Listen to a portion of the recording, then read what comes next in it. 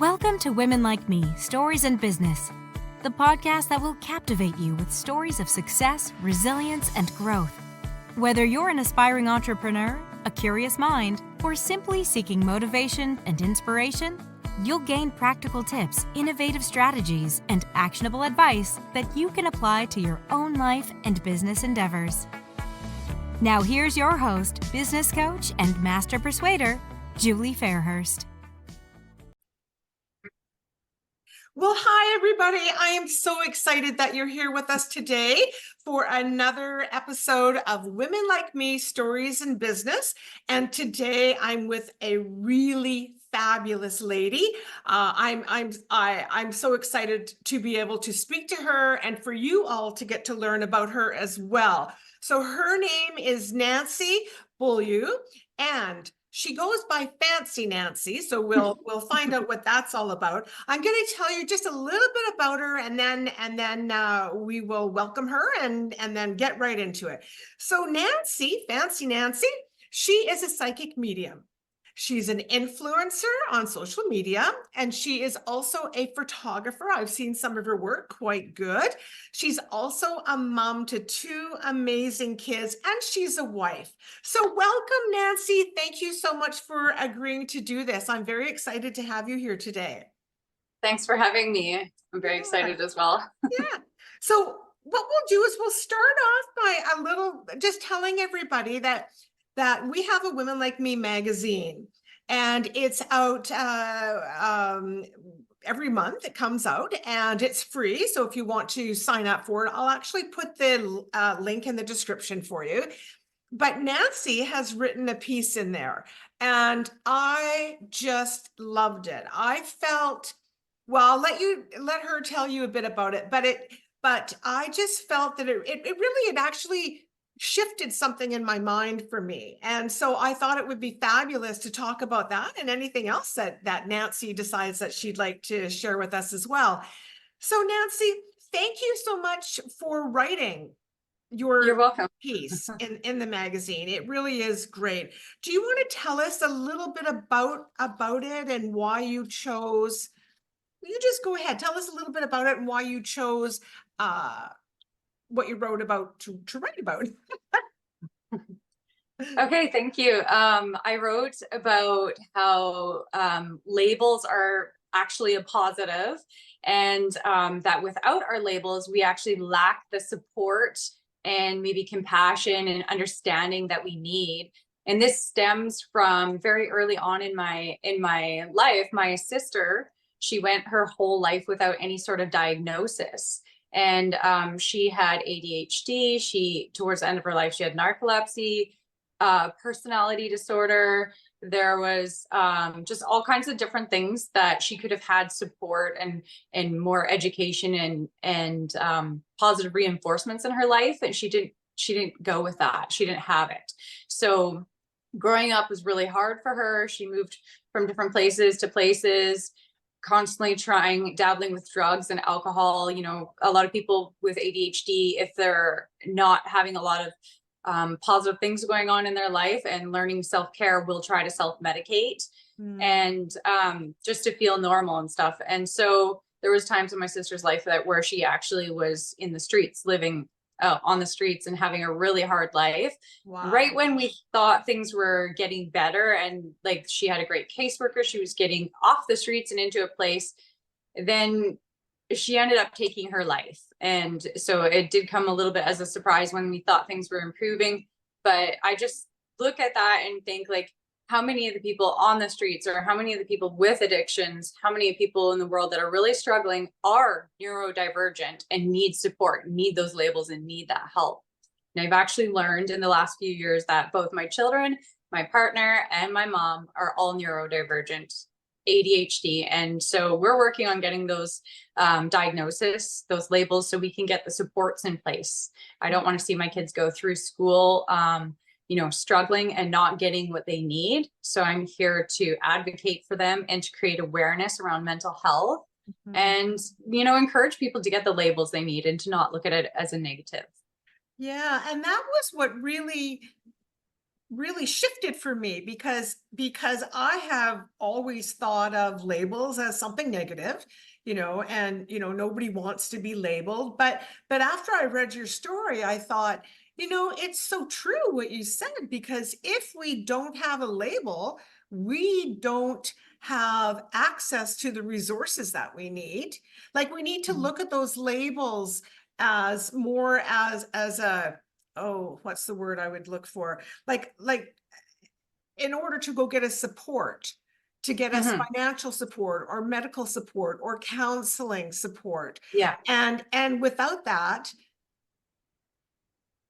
Not getting nobody it. knows what the issue is. Yeah. Yeah. And they look at you and think your behavior is terrible or unacceptable. Right. And then that hurts your self-worth even more, which damages you and creates more of a chance for you to do drugs and alcohol and self-harm. Yeah. So, and I would imagine too, when that happens, that just shuts people down. Every time they don't get the support they need, or they don't get the help, they probably get shut down to the point where, why even try? Why even ask? Yeah. Wow. That must have been really hard to have a sister that was living on the streets. Yeah, I believe it was about under a year. She bounced around a bunch of times, and I encouraged her at one point when she was kind of couch hopping to get into like the Salvation Army shelter, and she was there for quite a while and happy. But my sister had like rage and a few different things. So if somebody did something bad to her, her reaction was really heavy. And so and it was out of like protecting herself, or it wasn't like malicious, but it was like somebody harmed her, and then she had a reaction that was so big, and then she got kicked out of the shelter. And so she's like, I'm gonna try camping, she would call it. She'd like to be in nature and stuff. And I haven't got enough room in my home to have another person. Plus, with my young kids, I didn't want to have somebody, whose actions often were drug and alcohol related. I didn't want to have that influence around. Yeah. So I did let my sister stay here for about a week. But that's like really all we could do. There just wasn't enough space. But I've always tried to encourage her to make the right decision, but sometimes people just don't want to listen. No. So she had to walk the path that she had to walk, and I couldn't, control that or anything. No, I've got a family history of drug addiction in my family, brothers. And, there were times that I wish I could have taken them in, but I was in the same sort of mindset. Like I had young children, and I can't have that around them. That's right. The chaotic, I can't have them, whatever. It's not a healthy environment. No, you just can't do it. And it's sad, but you have to make a choice. And I think that children need to be protected from that, that type of thing as well. So, gee, that's such a shame. And so what would you say to anybody that might be listening that is, feeling, I don't know, in a situation like your sister's in? So like just homeless or neurodivergent, or what do you mean specifically? Well, just all of it. All of it. Okay. Yeah. So, the number one thing that's really important in life is your self-love. So you're going to have to look for what you need. You're going to have to look for the support. You're going to have to look for taking care of your health, mind, body, and soul. And so you really have to seek that yourself. And I'm hoping people can do it in a preventative way, so you don't get to that point where you're on the streets, or you're, I want people to be educated about neurodivergent and mental health and different things, and learn to take care of themselves while they're still living in a home, so they don't get to that point. Self-love is so important. Whether you're, no matter what your background is, no matter what's going on in your life, but if you don't have love for yourself, it's really a tough one for neurodivergent people. They really need a lot of support and love from other sources. to help encourage them. A lot of guidance. Yes. Yeah. Wow. Well, I know, as I said earlier, that story that you wrote for the magazine just really, it really did shift me. It shifted me in a good way, not a negative way, because I looked at labels as negative, but I now look at them like it's a positive. And if they don't have a label, then they're not going to get the help that they need. Yeah. Yeah. When my son was just a little guy, a little baby, I actually was Googling him, searching like what's going on with my kid all the time, trying to find answers and help because I was struggling. He had colic for like 4 or 5 months. He didn't sleep for the first 3 years of his life. Oh. He woke in the middle of the night and did these weird back dives. And I was like, does he need a chiropractor? Like, what's going on? There's just so many odd things that were happening. Yeah. And I felt like I couldn't do anything right with him.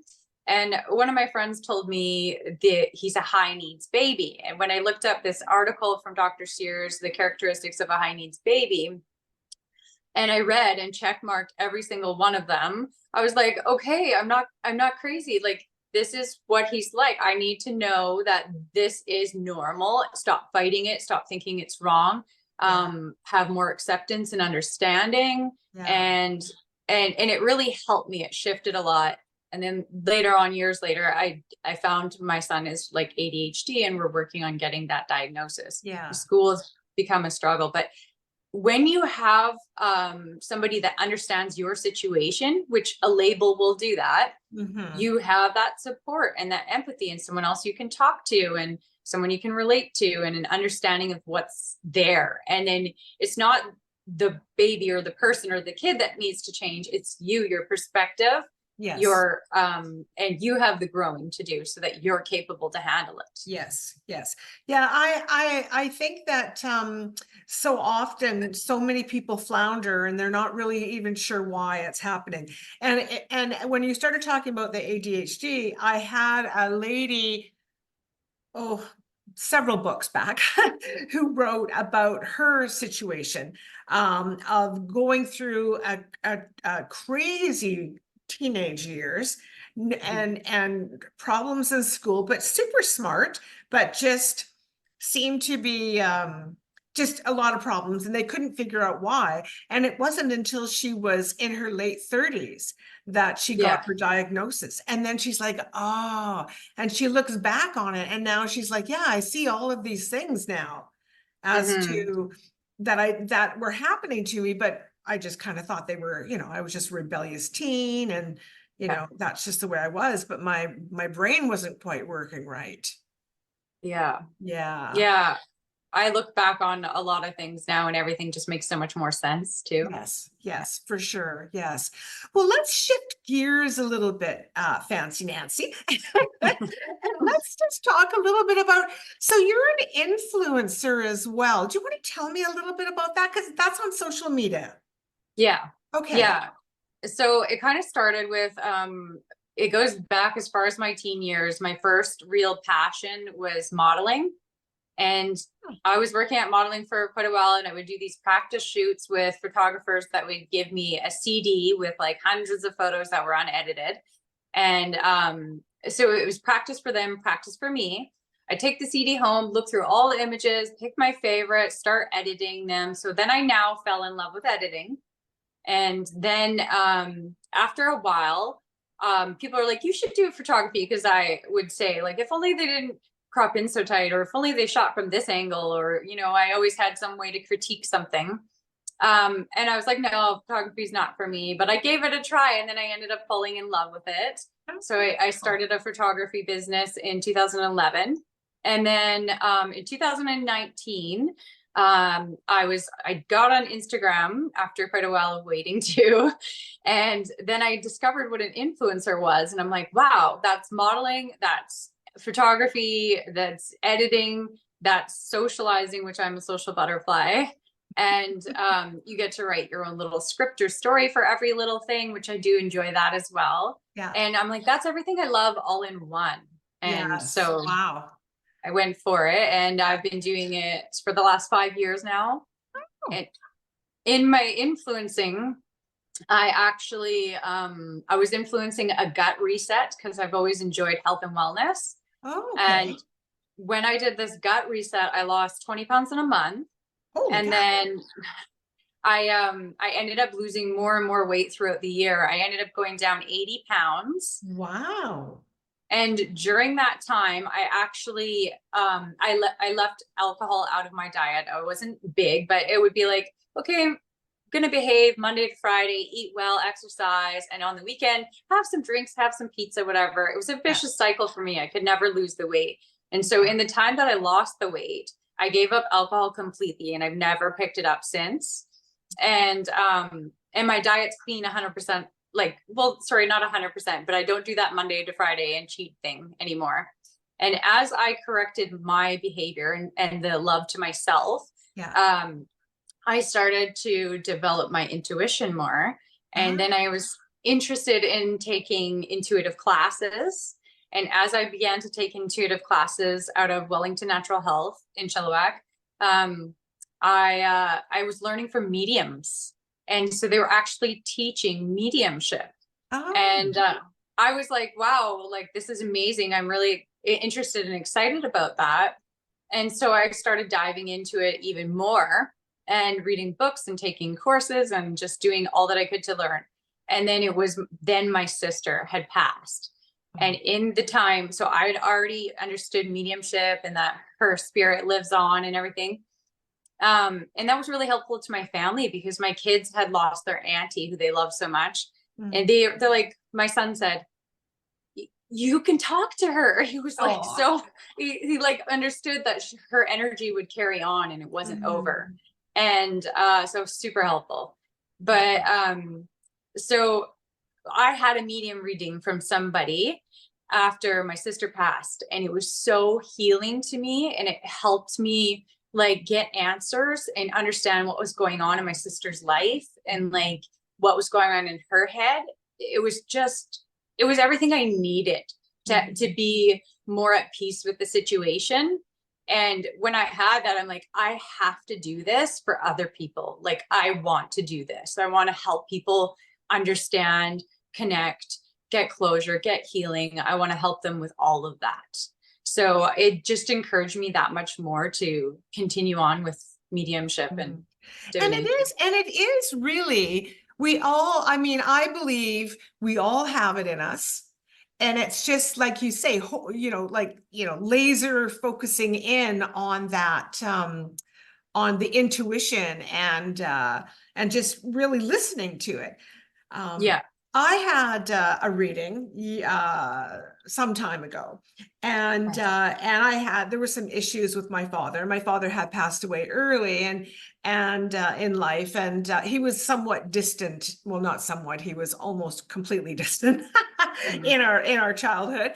But he came back through this. He had a message, and through this woman, he gave me this message. And holy cow, was it ever healing?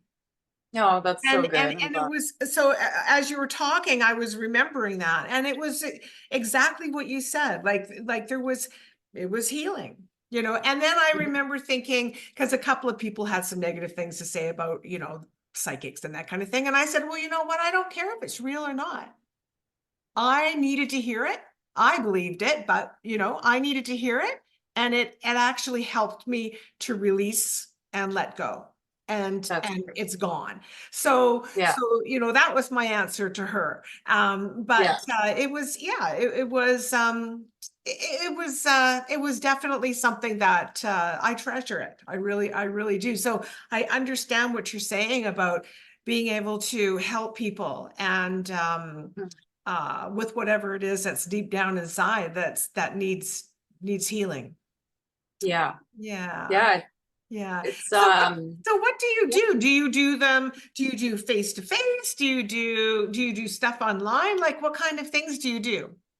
I do both in-person readings. I have like quite a process. What many people don't know is that a medium actually has to raise their vibration quite high, because if you think of a human, we're in a body. Our body is dense. We hold weight. We hold all of our struggles and so much. So we're like a lower vibration. Now a spirit doesn't have a body. They can't feel physical pain. They have a much higher, lighter vibration. And so for the two to communicate, typically, I mean, you can hear from your loved ones and you can get little messages, but to really hone in and do this for work and to help people, your vibration needs to be quite high. And to raise your vibration, it's a lot of that self-care. Gratitude is a huge way to raise your vibration. You can cleanse yourself. So part of my process is I will go and sage my entire house and cleanse the energy.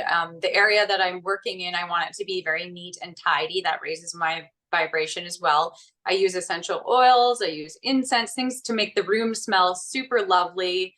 I have crystals everywhere, which raise the vibration as well. I like to journal every day and check in with myself, drink enough water, because that helps you with your intuition as well.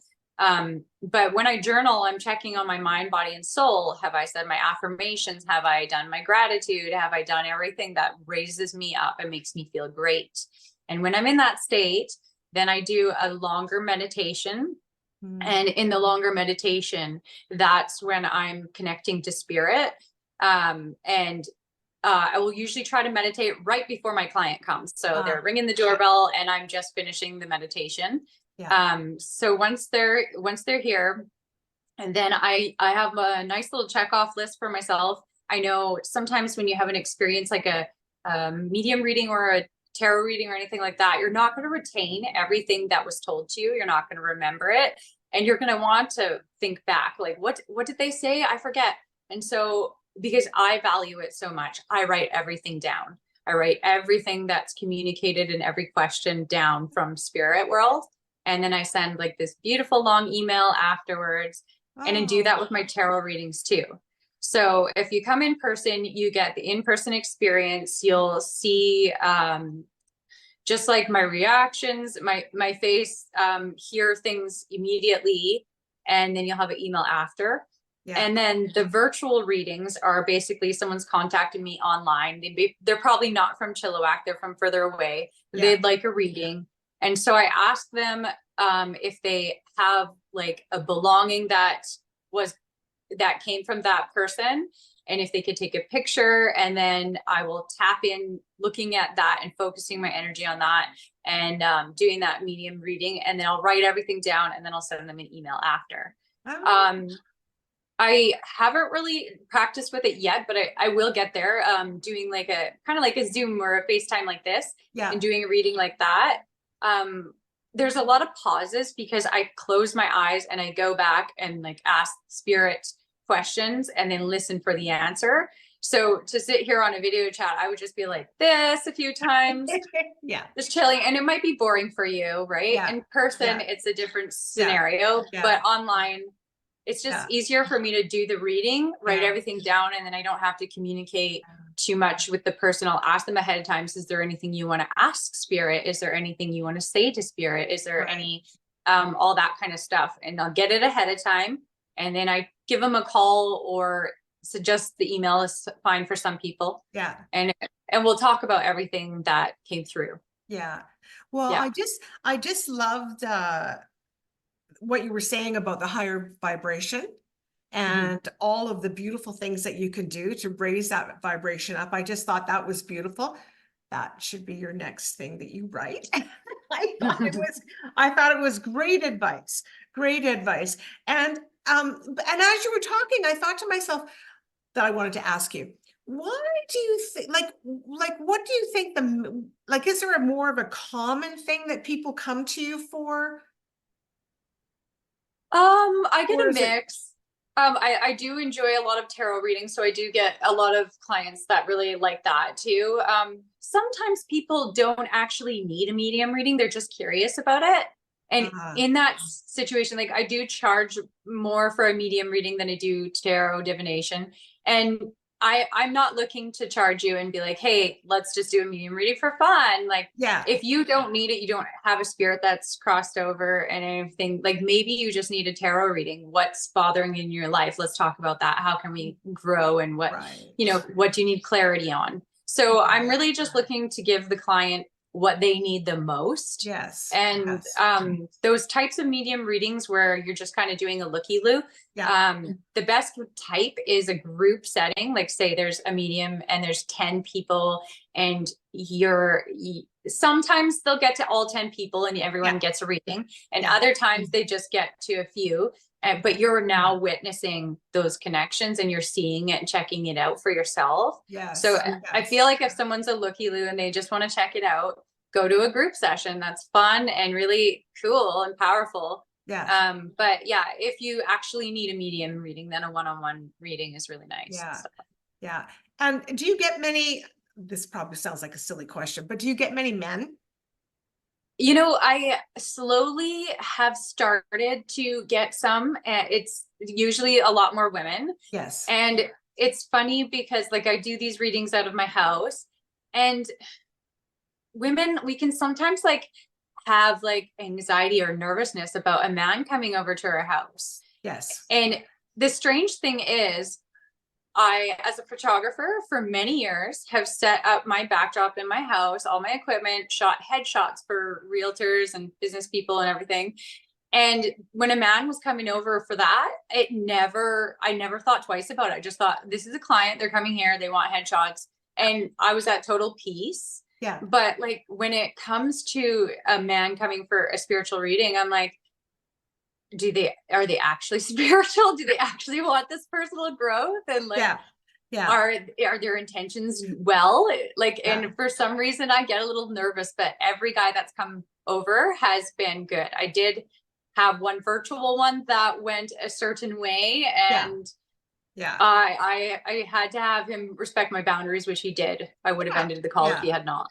Well, you know, I find that men are a lot more open these days to so much more, like healthcare and just a lot more emotional than they used to be. And I think years back it was like, oh well, you know, men don't cry and men don't do this, and you know, stiff upper lip and get out there and do your thing. But I'm finding that at least the men in my life, I'm seeing things a little bit differently, which I think is nice. I would say that's like a generational trauma thing where men were meant to be tough, not to cry, not to show any emotions. They were raised that way. And that next generation is seeing either the damage from it or realizing they need to grow. And so, yes, I agree that people are progressing forward and the generational trauma is lifting. For sure. Wow. Well, Nancy, we have covered quite a broad spectrum of conversation here. I just loved it. So before we close, is there anything that you would like to say to everybody out there listening? Any wise words of wisdom that you want to share? Anything at all? Okay. So, number one, bring gratitude into your life, whether it is just verbal, or writing it down. That it's highly important. Sometimes if my kids are having a rough time, I'll say, name 3 things you're grateful for. And I'm just trying to switch the energy. It's really important. So bring gratitude into your life. Try to consciously do it every day. And then number 2, maybe not everyone likes writing or journaling, but I just love it. I think it's one of the most valuable ways to take care of yourself. Write down what's important to you. Like for mind, like maybe it's reading a book, or maybe it's watching a podcast or a YouTube, whatever it is for you, make sure you write it down. And then that holds you accountable every single day to do that thing for your mind. And if it's, you know, drink 9 cups of water and get your exercise or yoga or whatever else, if you write it down, you're holding yourself accountable, and then you'll do it every day. So you're creating new patterns for self-care. Yes, for sure. You know, I have a lady in my writing group, and she wrote a story in a few books back, and the story was called her dump book. And so she wrote about every day dumping the negative, getting it out of her body and getting it into that dump book. And then she would just put that dump book away. So if you guys need a dump book, don't be afraid to start one. Well, Nancy, thanks again for coming and talking to us all about everything you did and your personal life with your sister. I'm sorry that it ended the way it did, but you know, there's lessons there for everyone. You know, the audience. So I appreciate you being willing to share that. So if anyone would like to reach out to Fancy Nancy, then you will be able to do so in the details section. So we will have some links available there as to where you can reach out to her if you wanted to talk about photography or her as an influencer, or if you're looking for some sort of messages or some sort of help or healing, she's there certainly to help you. And